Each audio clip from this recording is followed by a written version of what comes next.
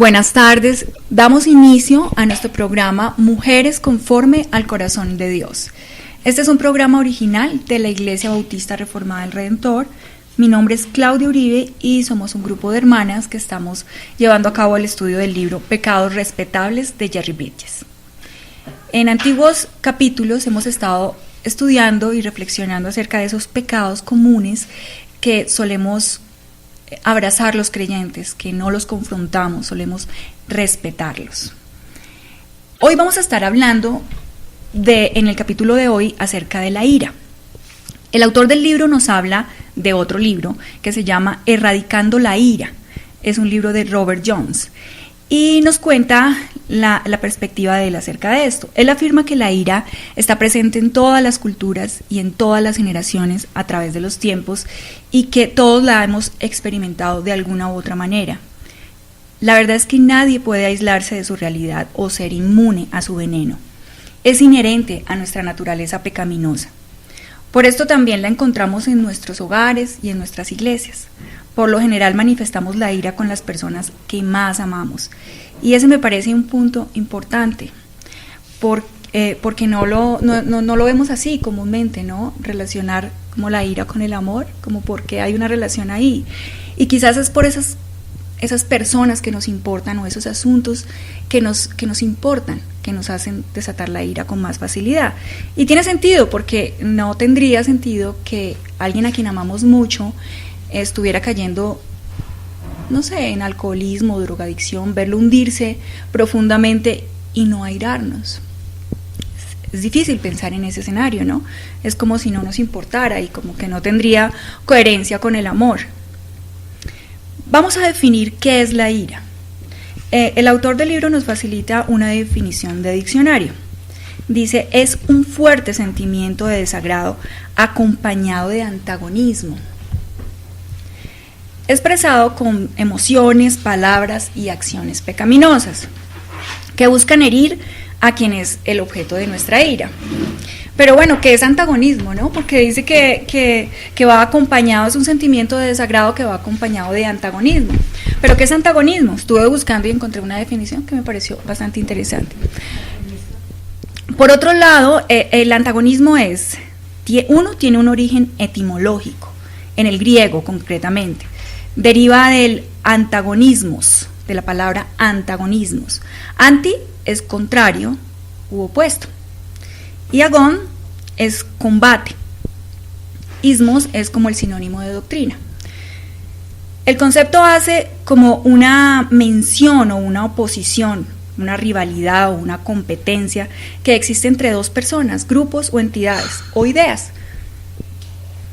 Entonces, si vamos a reconstruir la definición de diccionario que nos facilita Jerry Bridges, tendríamos que decir algo así como que es un fuerte sentimiento de desagrado acompañado de una actitud combativa con el opuesto. Es como una guerra, ¿no? Cabría preguntarnos, ¿una guerra con quién? ¿Una guerra con quién? Quizás inicialmente con el contrario, pero tal vez en lo profundo es con Dios. Veamos por qué, desarrollemos esta idea. Vamos a concentrarnos en el punto de que es un pecado respetable, ¿cierto? Es decir, que es entre creyentes. No respetable ante Dios, respetable entre nosotros, porque lo solemos abrazar mientras condenamos los pecados del mundo. No vamos a hablar de esa persona iracunda que tiene reacciones extremas, no es el caso que nos reúne hoy. Vamos a hablar de esa ira común, le llama el autor del libro, común, como no con la que mataríamos a alguien o premeditadamente planearíamos un asesinato o algo así. Vamos a definir primero la ira justificada, porque es importante ya que muchos reaccionamos diciendo que nuestra ira es justa.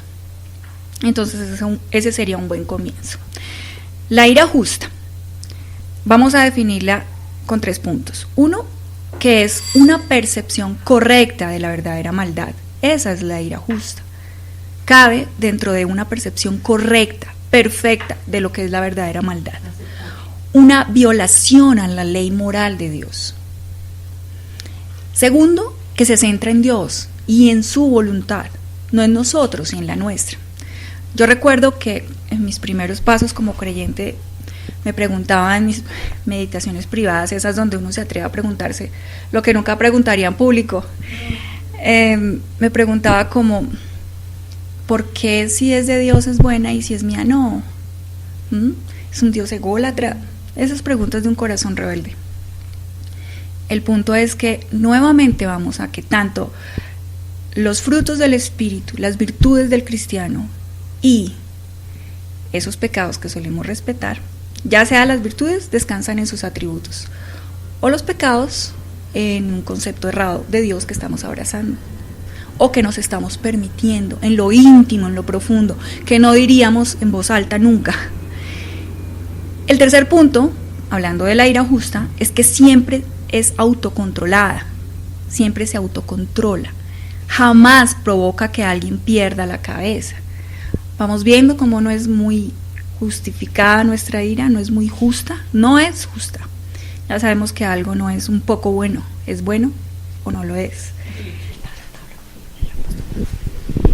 El apóstol Pablo decía, airaos, pero no pequéis. Eso significa que dentro de algún... la ira es, digamos que, parte de nuestra naturaleza, y cuando es pecaminosa, cuando dejamos que ella se desborde o nos dejamos llevar por ella. Sí, vamos a desarrollar eso que acabas de decir. Siempre es autocontrolada, jamás provoca que alguien pierda la cabeza, ni busca venganza. Pensemos en ese escenario que siempre viene a nuestra mente cuando hablamos de la ira santa, y fue cuando Jesús limpió el templo. Se trataba de verdadera maldad por parte del pueblo de Israel. Habían convertido el templo en una plaza de mercado y todo el sistema de ofrendas en un negocio vulgar.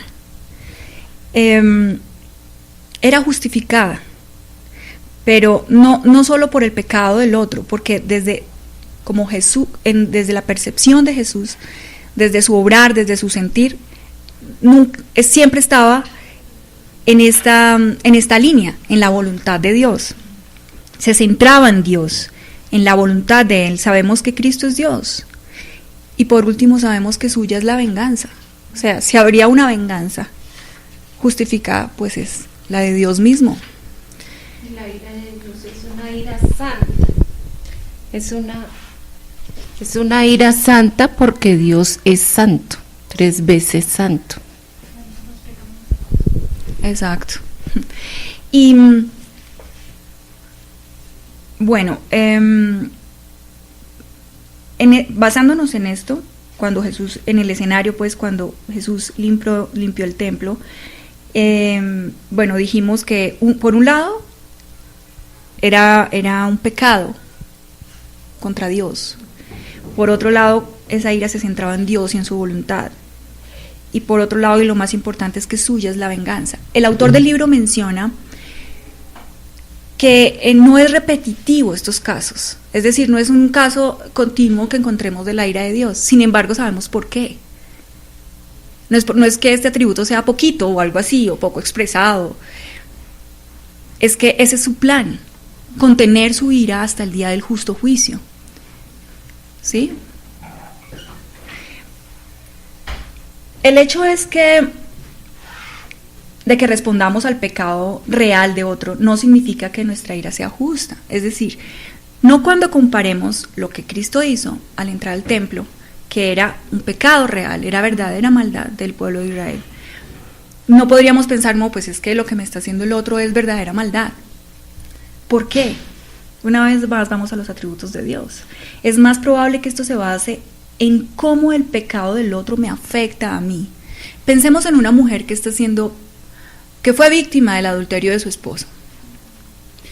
El sentimiento que más ira le produce no es precisamente pensar en que su esposo pecó contra un Dios 3 veces santo. El sentimiento que más ira le produce es por ella misma. Es su orgullo herido, está siendo avergonzada. quizás piense, ya no resultó atractiva, me ve fea, me cambió por otra es mejor que yo. Realmente todos son como pensamientos egoístas. Y el punto es que pues nosotros no somos merecedores de gloria, nuestra gloria siempre será vana, será una vanagloria, vacía. En cambio, la gloria de Dios es plena en sus atributos. Toda la expresión de sus atributos es infinita y eterna. No es un poco bueno, es la máxima expresión de cada uno de sus atributos. Retomando el tema de la ira común, como un pecado irrespetable, uno es que radica dentro de nosotros. Siempre vamos a la causa, pero la verdad es que esa escena que puso en evidencia mi ira, solo la puso en evidencia. Está poniendo en evidencia mi corazón, lo que me importa, lo que para mí es trascendentalmente importante, lo que amo. Me está revelando quizás un ídolo. Vamos con una cita que es Primera de Pedro 18 al 20. Primera de Pedro 2, del 18 al 20. Dice: Criados, estad sujetos con todo respeto a vuestros amos, no solamente a los buenos y afables, sino también a los difíciles de soportar, porque esto merece aprobación, si alguno, a causa de la conciencia delante de Dios, sufre molestias padeciendo injustamente. Pues, ¿qué gloria es si pecando sois abofeteados y lo soportáis? Mas, si haciendo lo bueno sufrís y lo soportáis, esto ciertamente es aprobado delante de Dios. ¿Qué es lo importante de este pasaje? Lo que es aprobado delante del Señor. Cuando alguien padece injustamente por tener conciencia de Dios, por querer agradar a Dios, tengamos en mente ese punto, por tener conciencia de Dios, pues está haciendo el bien. Cuando responde, aún en medio de la aflicción, del azote, para Dios. Es decir, Él es su verdadera audiencia. Para Él es que responde. No piensa en que le está respondiendo a ese que le está haciendo daño. Su respuesta es al Señor. Ahí encontramos la clave de este asunto. En cambio, si pecamos y somos afligidos a causa de su pecado, ¿qué hay en esto? Nada, realmente. Esto no honra a Dios. Debemos responder a cualquier trato injusto como si viniera del Señor. Suena raro, ¿no? Porque nadie se imaginaría en medio de una situación muy dolorosa, injusta, que viene de Dios. O sea, imaginarse que es directamente de Dios. Pero esa es la realidad. Es decir, no que Dios tenga nada que ver con el pecado ni con la injusticia y el trato injusto, pero Dios la usa. Es decir, eso está dentro de los planes de Dios. Luego mi respuesta es a Él. Debemos pensar en la gloria de Dios en su voluntad y preguntarnos, estas preguntas nos las facilita el autor en el libro: ¿cómo quiere el Señor que responda a esta situación? Esta pregunta nos dice mucho, porque es tener conciencia, estar apercibidos que cada cosa que sucede, que cada trato injusto, pues pasó antes por las manos bondadosas de Dios, que lo permitió con un propósito. ¿Cómo puedo glorificar al Altísimo con mi reacción? Esa es otra pregunta que nos insta el autor a hacernos. ¿Cuál sería la respuesta? ¿Una respuesta redentora? ¿Una respuesta misericordiosa? Se encuentra este trato injusto bajo el control soberano de Dios y Él, en su infinita sabiduría y bondad, lo está utilizando para conformarme a la imagen de Cristo. Son preguntas que son muy profundas, que seguramente en un momento de ira rápido no tendríamos tiempo de hacernos. Pero es que la ira no es algo con lo que de repente reaccionamos en un momento. No es que estuve airada y ni sé por qué. Fue como que un disparate, algo que se salió de mí. No sé, un espíritu, diría un carismático. Yo no soy así, no sé qué pasó. Pero esto tiene algo mucho más en el fondo.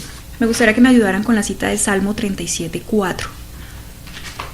Porque mucho antes de reaccionar con ira ante una situación, pues nosotros hemos tenido nuestros pensamientos en una doctrina. ¿Qué tan bien cimentados están? ¿Qué tan persuadido estoy de eso? Salmos 37:4. Deleítate a sí mismo en Jehová, y Él te concederá las peticiones de tu corazón. Alguien podría pensar que es algo así como un trueque, ¿no? Yo me deleito en ti, tú me haces un favor. Pero no es así, y sabemos que este no es el sentido de las escrituras. Si hemos estado pasando tiempo meditando en las escrituras, orando, si nuestro corazón, nuestros pensamientos han estado allí, pues yo me voy a deleitar en su voluntad, y su voluntad será la mía. No que Él haga mis caprichos, es que yo voy a siempre anhelar que cada cosa que pase sea la voluntad de Dios, y si pasó, es porque el Señor lo permitió. Y si yo estoy completamente persuadida de esto, cuando me enfrente a una situación difícil, voy a pensar, no tendré que parar y sacar un papelito y hacerme estas preguntas que nos invita el autor, pero sí va al corazón, como que la mente busca rápidamente en el archivo de mis documentos y quizás encuentre información para reaccionar. Así es. Esto está pasando no porque a Dios, como un defecto, ¿no?, se le salió de las manos o algo así. Esto ha pasado antes por sus manos. Una vez más encontramos que estas cosas descansan en los atributos de Dios. Vamos con un ejemplo que nos da el autor en el libro. Bueno, el autor propone un ejemplo muy interesante y quería mencionarlo porque él habla de algo que a veces me sucede a mí también, y es que él había acordado con un amigo en que iban a hacer una actividad y él se comprometió con ese amigo, pero resulta que al autor del libro se le olvidó por completo ese acuerdo, y eso dio que más adelante, cuando esto saliera a la luz, su amigo se enojara muchísimo con él, y él se cuestiona, bueno, ¿y por qué su amigo se enojó tanto? Pues en sí fue porque la omisión provocó que su amigo quedara mal enfrente de sus otros amigos, o sea, su reputación quedó muy mal. Y por supuesto eso no justifica el olvido del autor, y el hecho pues de que realmente lo puso en una situación muy incómoda en que quedó mal. Pero la causa de su enojo no fue tanto falla del autor, sino de un orgullo que estaba en el corazón de ese amigo, que creo que es lo que estabas mencionando. Sí, es que ponerlo con ejemplos nos facilita un poco más. Muchas veces la razón está verdaderamente en nuestro corazón, muchas veces no, siempre está en nuestro corazón, el motivo de la ira. Él ahí, quien reaccionó con ira, en el caso que nos contaba Marcela, en realidad se estaba irando no por el pecado del otro, se estaba irando porque quedó en vergüenza. Ese compromiso que habían hecho le beneficiaba y ahora lo apena. Podemos pensar cuando alguien dice un chisme nuestro. Creo que la reacción será directamente proporcional al amor que tengamos por nuestra autopercepción, por nuestra reputación, ese elevado concepto que tenemos de nosotros mismos. Será directamente proporcional a eso. ¿Qué tan importante es para mí mi reputación? ¿Puedo simplemente sufrir la ofensa? Porque no estamos diciendo que no duela, pero sufrirla. Pues sí duele. No alimentar resentimiento. ¿Cómo me voy a desquitar de esta situación? Tengo que poner los puntos claros, primero que todo mi reputación, y hacer un esfuerzo enorme por demostrar lo contrario de lo que se ha dicho de mí. Así podríamos pensar cuando vemos muchas veces a gente que nos parece que reacciona de una manera como si la ira no existiera en él, porque se trata de algo que a mí personalmente me importa, pero al otro no. Entonces yo pensaría, yo reaccionaría, o sea, a mí eso me sacaría de casillas, porque para mí es muy importante, para el otro no. No es que en realidad el otro haya hecho un ejercicio quizás de enfrentarlo, no siempre, ¿no? Vamos a estar enfrente de un creyente genuino que lucha, pero pongo el ejemplo como de un incrédulo que nos haga pensar como, bueno, ¿y por qué no se aira, no? Con lo que le acaban de hacer, qué control, qué dominio propio, como, o sea, y a veces nos hacemos preguntas, ¿no? Mucho más allá de eso. Y es por esto, porque no podemos ver esa máscara nos tapa lo que hay detrás. Y es que muchas veces se trata, así como hablábamos al comienzo, que la ira está muy relacionada con el amor, en el sentido de lo que me importa, de las personas a quien amo, ¿cierto? Que ahí tengo muchos intereses y es fácil que yo me aire cuando se trata de esto. Y no será lo mismo para otro, porque no será importante para ese otro. Podemos estar frente a alguien que su reputación ha sido tan dañada o es tan dañada que digan un chisme, ¿qué más da? Si saben cosas peores de mí. Y no estamos frente a una persona que está en realidad reaccionando para glorificar al Señor, soportando y sufriendo la ofensa porque tiene conciencia de Dios. Es diferente, ¿no? La causa siempre está en nuestro corazón y generalmente, de manera repetitiva, es orgullo y egoísmo. ¿Cómo se repite esta raíz del orgullo? Siempre hay maneras de reaccionar en cuanto a la ira. Hay quien tiene un lenguaje bastante fuerte e hiriente. Hay alguien que llevaría las cosas hasta las últimas consecuencias, se bajaría del carro frente a una infracción que otro comete contra él, saque un arma y le dispare. Lo hemos visto, ¿no? Hay maneras sutiles, quizás despreciando al otro o con sarcasmo, y hay otra manera que es el resentimiento, que parece que calla, pero todo sucede en su corazón. Todo está guardándolo ahí. Por dentro lleva una guerra. Una guerra.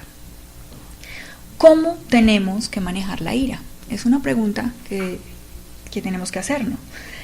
El autor nos da como una serie de tips, digámoslo así.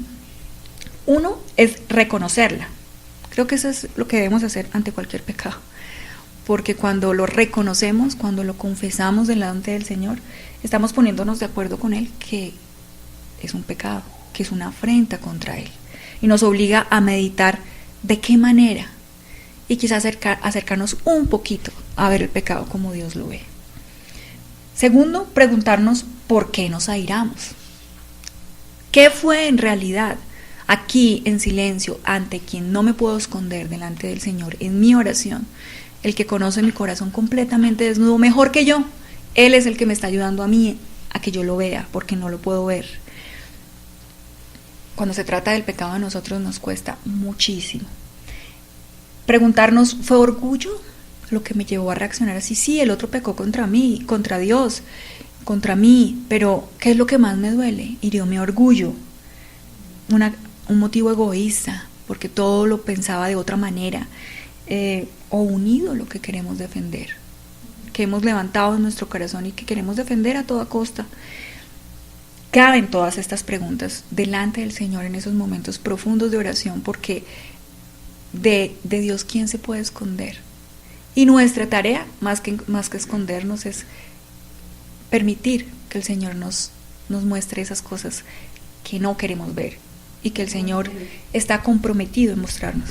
Recordé de un versículo que dice: examíname, oh Dios, y conoce mi corazón, pruébame y conoce mis pensamientos, y ve si hay en mí camino de iniquidad, y guíame en el camino eterno. Esa es continuamente la relación del Señor con el creyente, ¿no? Él nos guía, Él es el que nos guía. Otro tips que nos da es cambiar nuestra actitud hacia la persona que fue objeto de nuestra ira.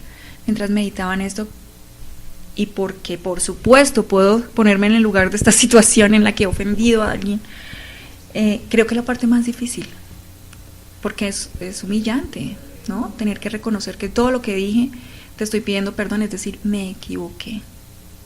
Y aunque todo lo que el otro haya hecho contra mí pueda ser un pecado grande y no justificable, no justifica mi reacción. Nosotros estamos llamados a responder bien al mal.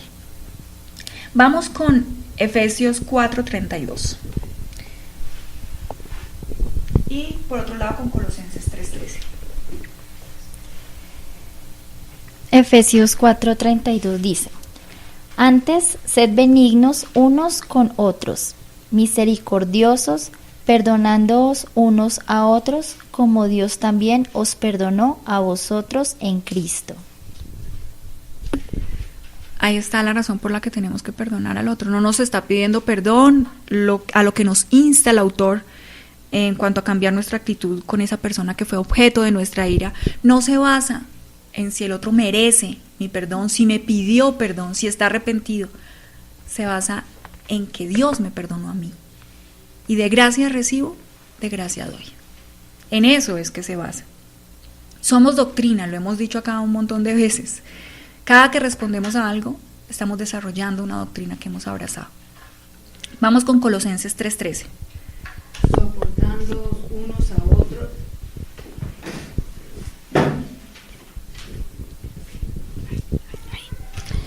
Soportándoos unos a otros y perdonándoos unos a otros, si alguno tuviere queja contra otro, de la manera que Cristo os perdonó, así también hacedlo vosotros. Veamos cómo dice que así como si tenemos algo contra un hermano, no nos dice vaya contra él, acúselo, confróntelo, reclámele, corríjalo. ¿Qué nos dice? Que soportaos. ¿Y por qué? Porque el Señor nos perdonó. Sí. Es por eso. De la manera que Cristo nos perdonó. Esa es la parte que más nos cuesta, ¿no? Esa es la parte más difícil, pero por experiencia sé que es liberadora, profundamente liberadora, reaccionar, buscar a ese que ofendimos porque estábamos airados y pedirle perdón. Aun cuando lo primero que tenemos que hacer es perdonarlo. ¿Y la razón? Porque Dios nos perdonó. Ni siquiera porque nos estén pidiendo perdón, ni siquiera porque el otro está profundamente arrepentido, no. Procuremos, otra tip sería el número 4, procuremos el perdón de la persona a quien herimos con nuestro enojo. O sea, no solamente como que cambiemos de actitud, sino procurar el perdón. Muy difícil, es difícil, pero esto es lo que nos hace diferentes del mundo, porque el Señor nos libró y nos deja en el campo de podemos. Ya no somos esclavos, podemos escoger no pecar. Y aunque hayamos reaccionado en un momento dado con profunda ira y hayamos herido a alguien, no ha terminado la historia. Podemos redimir esa situación y que el Evangelio sea evidenciado aún con esa situación. Porque no termina ahí, no se trata solamente de que ya que más da, ya respondí así, pues tratemos de seguir para adelante y ya. No, esto me parece que es bastante redentor, tanto con el otro como con nosotros. Y creo que es una manera muy fuerte de predicar el Evangelio, porque alguien podrá olvidar que un día lo tuvimos una hora dándole un sermón acerca del Evangelio, pero nunca va a olvidar eso, que fuimos y le pedimos perdón, aun cuando Él nos ofendió primero. Nadie lo podría olvidar. Otro tips que Él nos da es entregar a Dios las ocasiones de nuestra ira. Y lo veíamos en el programa anterior, hablando de la impaciencia y de la irritabilidad. Encomendar la causa al que juzga con justicia. Es decir, no es como si yo simplemente tratara de negarme esa situación en la que me ofendieron, en la que pecaron contra mí, en la que fui objeto de un chisme, y como que me negara a eso, ¿no? Y para que es algo muy común. Y siga acumulando y acumulando resentimiento y yo haya reaccionado peor y pretenda dejar eso así. El que quedó ahí finalmente expuesto de una mala manera, vituperado, fue el Evangelio. Esa otra persona sabe que soy creyente y es lo primero que piensa, no se los han dicho.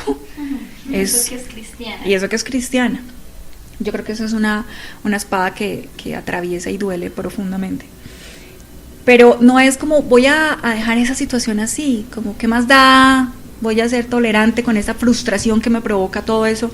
No, esto nos invita a encomendar la causa al que juzga con justicia. Cuando yo he sido ofendido, no es como que no importe, es que descansamos en que hay quien juzga con justicia. Y descansamos en Él, en que esta historia no se ha terminado de escribir, descansamos en Él. Y eso nos trae paz y nos trae gozo. Vamos ahora con otra cita bíblica.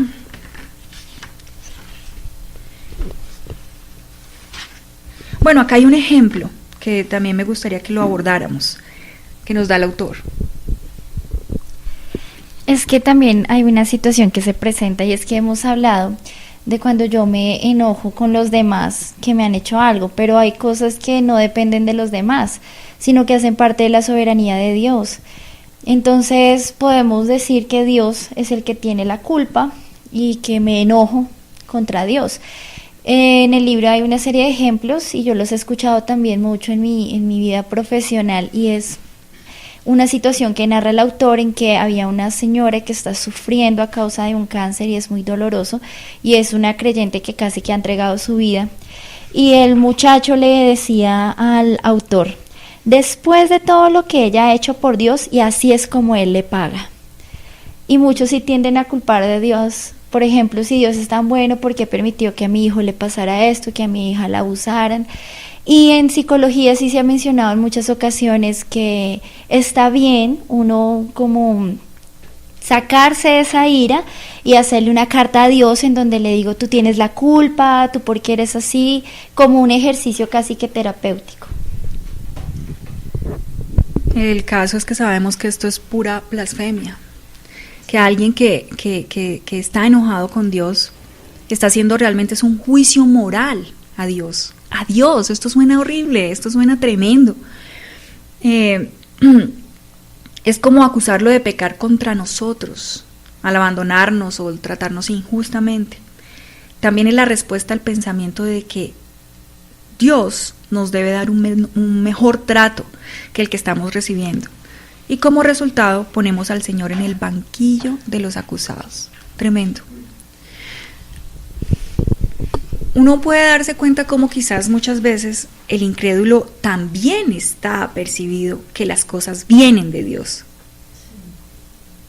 Lo que pasa es que las juzga. Y es decir, dice, no son buenas, entonces ¿qué pasa ahí? Porque si eres un Dios bueno, muchos ateos te preguntan eso.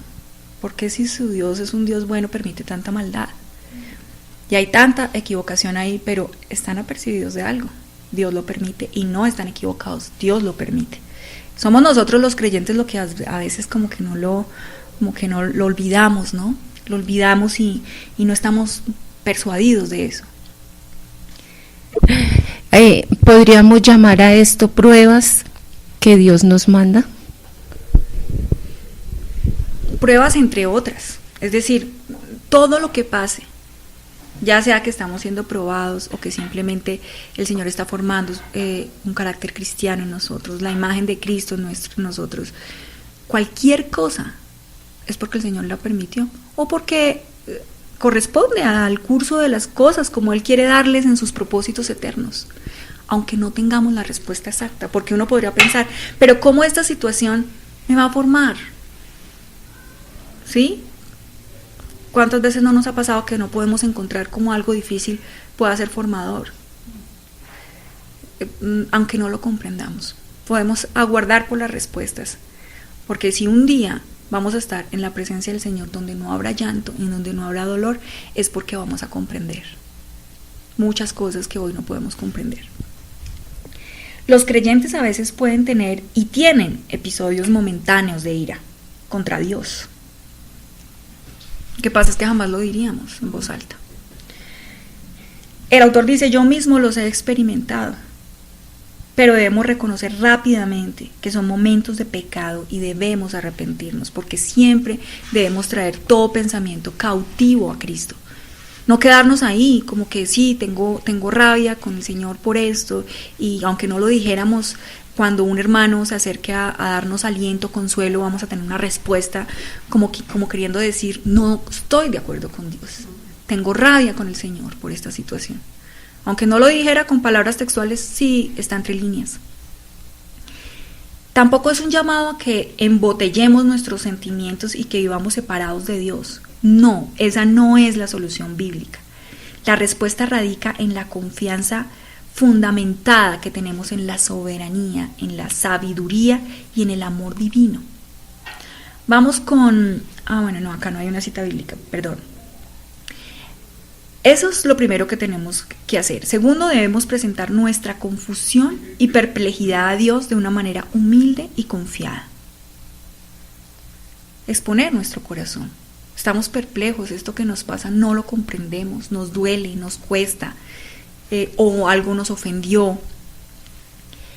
Pero lo exponemos al Señor, traemos nuestras causas al que lo juzga todo con justicia. Dios es perdonador y eso nunca lo podemos olvidar. Aunque tengamos ira contra Él, lo cual es un pecado tremendo, no podemos olvidar que Él pagó por nuestros pecados y que lo podemos traer a la cruz confiadamente y arrepentirnos. Muchos cristianos viven en negación respecto de su ira y por eso es que la consentimos, por eso es que se vuelve un pecado respetable, porque la justificamos. Es que tengo una profunda ira con mi esposo y eso es lo que hace que yo reaccione siempre así, responda siempre así, todo lo que esa persona, lo que él diga para mí será malo, nunca voy a probar lo que él haga y no enfrentarlo porque me justifico en que el pecado de él es el que me produce esto, ¿sí? La invitación es a eso, a reconocerlo delante del Señor y arrepentirnos y a traerlo a la cruz. Bueno, terminamos nuestro programa. Le pido a la hermana Leo que nos ayude con una oración.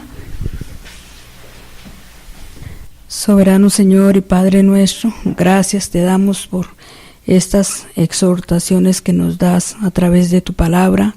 Ayúdanos a ser mejores hijas tuyas. Ayúdanos a que demos buen testimonio, a que podamos controlar nuestro temperamento, nuestra lengua, que más bien en un momento de eso acudamos a ti para que seas tú tomando el control de nuestras vidas. Gracias te doy también por cada una de mis hermanas que estamos aquí presentes, porque tenemos el anhelo de querer saber más de ti, estar adheridas a ti para que podamos ser mejores hijas tuyas. Gracias, Señor. Todo esto lo pedimos en el nombre que es sobre todo nombre, Cristo Jesús. Amén y amén.